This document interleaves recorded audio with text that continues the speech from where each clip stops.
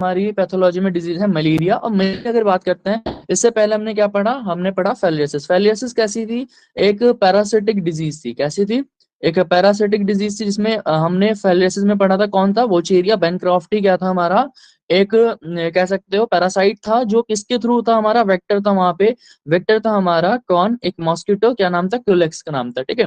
अब अगर हम बात करते हैं मलेरिया के बारे में, तो मलेरिया कैसी है, मलेरिया प्रोटोजोअल डिजीज। तो यहाँ पे कंफ्यूजन मत होना कि मलेरिया आएगा, टाइफाइड आएगा, ठीक है, अभी इन्फ्लुएंजा आएगा। इन्फ्लुएंजा हमारी वायरल डिजीज है, मलेरिया हमारी प्रोटोजोअल डिजीज है। हमारी जो फाइलेरियासिस है वो पैरासिटिक डिजीज है। तो कभी कभी डायरेक्ट एमसीक्यू आ सकता है कि मलेरिया तुम्हारी बैक्टीरियल डिजीज है, वायरल डिजीज है, प्रोटोजोअल डिजीज है। तो बहुत बच्चे कंफ्यूजन में क्या करते हैं, वहां पे एमसीक्यू गलत कर देते हैं। तो सबसे पहला पॉइंट क्या है कि मलेरियल कैसी होती है, एक हमारी प्रोटोजोअल डिजीज है। सबने नाम सुन रखा है, मलेरिया बहुत ज्यादा कॉमन डिजीज है।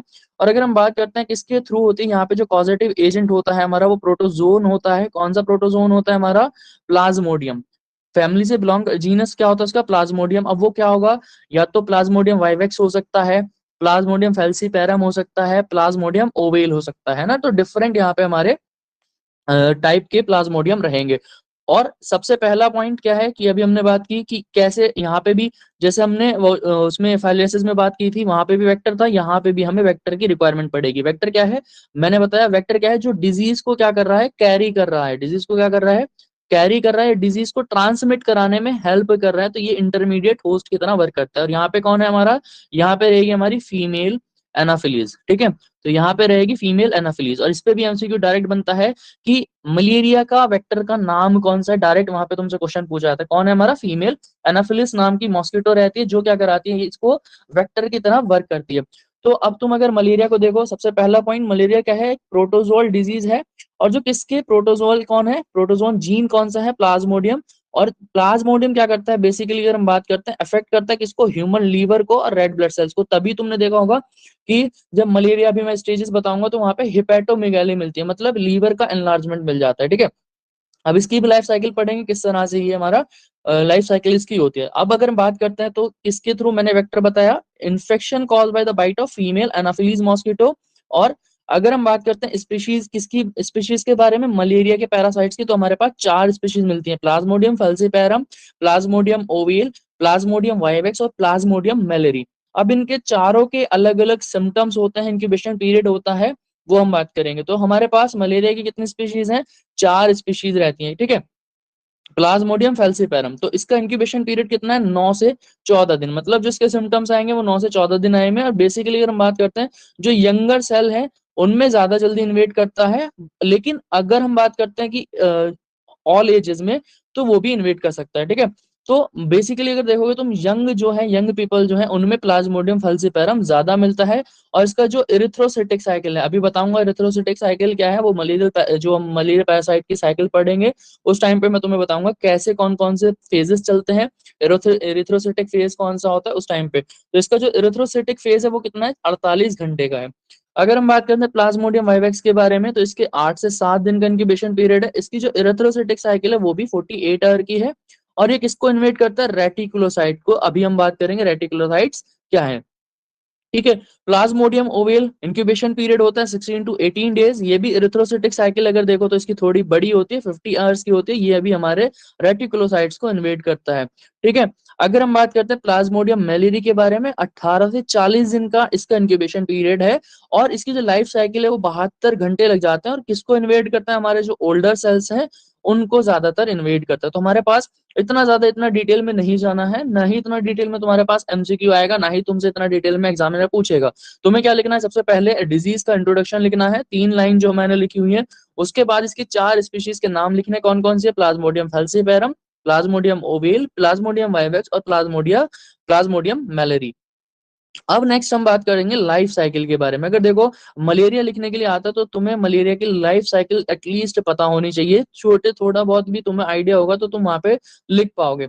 तो इसकी जो लाइफ साइकिल है वो 2 फेजेस में चलती है। पहला तो वेक्टर रहेगा, वेक्टर क्या है, मॉस्किटो। तो मॉस्किटो के साथ भी चलेगी हमारी, और किसके साथ भी चलेगी, ह्यूमन के साथ भी चलेगी। तो सबसे पहले मान लो कि एक मॉस्किटो था जिसके पास क्या थे, जो स्पोरोजाइट्स थे वो प्रेजेंट थे। अब वो स्पोरोजाइट्स कहाँ चले गए, मलेरिया के सलेवरी ग्लैंड में चले गए। तो जब मॉस्किटो के सलेवरी ग्लैंड में चले गए, तो जब मॉस्किटो तुम्हें बाइट करेगा तो वो जो स्पोरोजाइट्स हैं जो इन्फेक्शन कॉज कराएंगे वो तुम्हारी बॉडी में उस बाइट के थ्रू इंजेक्ट करेंगे। तो सबसे पहला क्या है स्टेप, की मान लो तुम्हें बाइट किया किसने, एक मॉस्किटो ने बाइट किया, तो वो क्या करेगा, जो स्पोरोजाइट्स है उनको रिलीज करेगा तुम्हारे बॉडी में। जैसे ही वो तुम्हारी बॉडी में जाएगा तो वो पैरासाइट्स के क्या करेंगे, जो स्पोरोसाइट्स हैं वो पहुंच जाएंगे तुम्हारे लीवर में ब्लड के थ्रू। तो मतलब क्या हुआ, ब्लड में मान लो तुम्हारे उसने बाइट किया तो ब्लड के थ्रू होते होते कहाँ पहुंच गए, वो लीवर में पहुंचे। ठीक है। अब लीवर से क्या करेंगे, वो लीवर में क्या करेंगे, सबसे पहले क्या करेंगे, रिप्रोड्यूस करेंगे लीवर सेल के अंदर। मान लो ये पैरासाइट्स लीवर में है, अब धीरे धीरे धीरे धीरे इन्होंने क्या किया, अपना ग्रोथ करनी शुरू कर दी। अब जब ये लीवर सेल के अंदर बहुत ज्यादा ग्रोथ हो जाते हैं तो ये लीवर सेल को क्या करेंगे, ब्रस्ट करेंगे और बाहर निकल जाएंगे। ठीक है। अब बाहर निकलने के बाद कहाँ जाएंगे, फिर ये आ जाएंगे ब्लड में। तो देखो पहले क्या हुआ, मॉस्किटो ने तुम्हें बाइट किया, मॉस्किटो ने बाइट किया तो तुम्हारे ब्लड में जो है स्पोरोसाइट्स आए और वो कहाँ पहुंचे, लीवर में। लीवर में जाने के बाद एसेक्सुअली उन्होंने क्या किया, एसेक्सुअली रिप्रोड्यूस किया। देन क्या हुआ, ये जो जब ये रिप्रोड्यूस किया तो इन्होंने लीवर के सेल को ब्रस्ट किया और बाहर निकल के आ गए। अब ये कहाँ पे आ जाएंगे, ब्लड के अंदर। अब ये ब्लड के अंदर कहाँ जाएंगे, हमारे आरबीसी में जाएंगे। ठीक है। अब ये क्या करेंगे, reproduce asexually in red blood cells. अब देखो पहले क्या किया, पहले गए ये किसके अंदर, लीवर के अंदर, लीवर के सेल में जाने के बाद रिप्रोड्यूस किया, आ गए। फिर ये गए हमारे आरबीसी के अंदर, ये हमारा मान लो रेड ब्लड सेल है, और ये आ गए किसके अंदर, आरबीसी के अंदर इन्होंने आना शुरू कर दिया।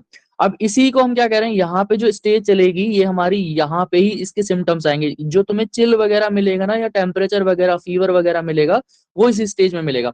अभी आरबीसी में आने के बाद रिप्रोड्यूस करते हैं, अपनी ग्रोथ करते हैं, और जैसे ही आरबीसी को ब्रस्ट करते हैं और ब्रस्ट करेंगे तो इसी स्टेज में क्या होगा, तुम्हें फीवर मिलेगा, इसी स्टेज में तुम्हें चिल्स मिलेगा। मतलब इसी स्टेज में तुम्हें क्या आएगा कि सारे जो भी सिम्टम्स हैं तुम्हें पता लगेगा मलेरिया हो चुका है, वो इस स्टेज में मिलेगा। तो पहला पहला क्या किया, जो तुम्हारा मॉस्किटो था तुम्हें बाइट किया, बाइट करने के बाद वो कहाँ गया, ब्लड के थ्रू लीवर में गया, लीवर सेल के अंदर बढ़ते गए और लीवर सेल को डैमेज करके बाहर निकल गए। लीवर सेल को डैमेज करके बाहर निकले, वो कहाँ चले गए, आरबीसी में गए, आरबीसी के अंदर रिप्रोड्यूस किया, आरबीसी को डैमेज करके बाहर निकल गए। ठीक है। अब जब आरबीसी को डैमेज करके बाहर निकले, ठीक है, तो ये यहाँ पे क्या इनके स्ट्रक्चर वो आया, यहाँ पे चिल्स वगैरह आया, यहीं पे टेम्परेचर वगैरह तुम्हें फीवर वगैरह देखने को मिला। अब ये क्या होगा, अभी तक ये क्या कर रहे थे, एसेक्सुअली रिप्रोड्यूस कर रहे थे। ठीक है, कैसे रिप्रोड्यूस कर रहे थे, एसेक्सुअली। अब आएगी इनकी सेक्सुअल स्टेज आएगी, develop in red blood cells. अब ये किस क्या होगा, फिर से आरबीसी में सेक्सुअल स्टेज को क्या करेंगे, ब्लड सेल्स में सेक्सुअल स्टेज इनकी होना शुरू होगी। तो ये वाली स्टेज यहाँ तक तुम्हारा, ये पहला स्टेज समझ में आया होगा। ये क्लियर है, हैंड रेस कर दो। ये वाली स्टेज क्लियर है सभी को,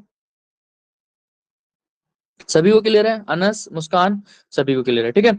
अब क्या करेगा, जो मॉस्किटो है वो बाइट करेगा, फीमेल मॉस्किटो क्या करेगी, जो गैमेटोसाइट्स हैं, जो गैमीट्स बने हैं उनको सक करेगी। अब ये जैसे ही गैमीट को सक करेगी तो ये करेगा, जो गैमीट्स थे, गैमीट्स फ्यूज कर जाएंगे इसकी मॉस्किटो के इंटेस्टीन में। पहले क्या बना, ये बने यहाँ पे गैमीट्स, तुम समझो ये क्या है, गैमीट्स बने। अब जैसे ही इसने गैमीट सक किए तो गैमीट कहाँ पहुंचे, मॉस्किटो के अंदर पहुंचे। अब मॉस्किटो के अंदर पहुंचने के बाद जो मॉस्किटो की इंटेस्टीन है, उस इंटेस्टीन में जाने के बाद क्या किया, इन्होंने रिप्रोड्यूस किया, और रिप्रोड्यूस करने के बाद क्या किया, ये मैच्योर हो गए। तो इसके बाद मैच्योर होने के बाद फिर क्या बने, प्रोजाइट्स बनाएंगे, और ये इंटेस्टीन से कहाँ माइग्रेट कर जाएंगे, लीवर, और लीवर से कहाँ चले जाएंगे, मॉस्किटो के सैलिवरी ग्लैंड में पहुंच जाएंगे। तो फिर से क्या होगा, फिर से लाइफ साइकिल पूरी इसी तरह रिपीटेड मैनर में चलती रहेगी। तो अगर तुमसे एमसीक्यू यहाँ से भी पूछा जा सकता है कि सेक्सुअल स्टेज किसके अंदर स्पेंड कर रहा है मलेरिया का पैरासाइट्स, किसके, मॉस्किटो के अंदर, और ह्यूमन के अंदर कैसी है, ए सेक्सुअल स्टेज को वहां पे कर रहा है। और जब यहाँ पे आरबीसी ब्रस्ट होते हैं तभी हमें टेम्परेचर और फीवर वगैरह, चिल्स वगैरह देखने को मिलता है। तो ये हमारी लाइफ साइकिल हो गई किसकी, प्लाज्मोडियम की। क्लियर हुआ प्लाज्मोडियम की लाइफ साइकिल, सभी के बारे, सभी को क्लियर हो गया। ठीक है। अब देखो ये सारे फीवर में, चिल्स वगैरह क्या जो भी सिम्टम्स रहेंगे, उसके साथ अब हम बात करते हैं कि हमें क्या रहेगा, इन्वेस्टिगेशन क्या करा सकते हो, तो क्या करा सकते हो, कंप्लीट ब्लड काउंट करा सकते हो, CBC, demonstration of parasite, serology मतलब ब्लड स्टडी करा सकते हो, मलेरिया करा सकते हो, और अदर इन्वेस्टिगेशन भी करा सकते हो, like serum electrolytes, blood sugar, ESR, ECG, chest X-ray और पीसीआर भी करा सकते हो। तो तुम्हारे पास डिफरेंट डायग्नोसिस है, डिफरेंट इन्वेस्टिगेशन है। ट्रीटमेंट तुम्हें किसी का भी याद नहीं रखना है, क्योंकि ट्रीटमेंट अभी तुम पढ़ने के लिए नहीं बने हो। ट्रीटमेंट तुम्हें थर्ड प्रॉफ में पढ़ना है। ये मलेरिया सभी का आई होप क्लियर हो गया होगा। सभी के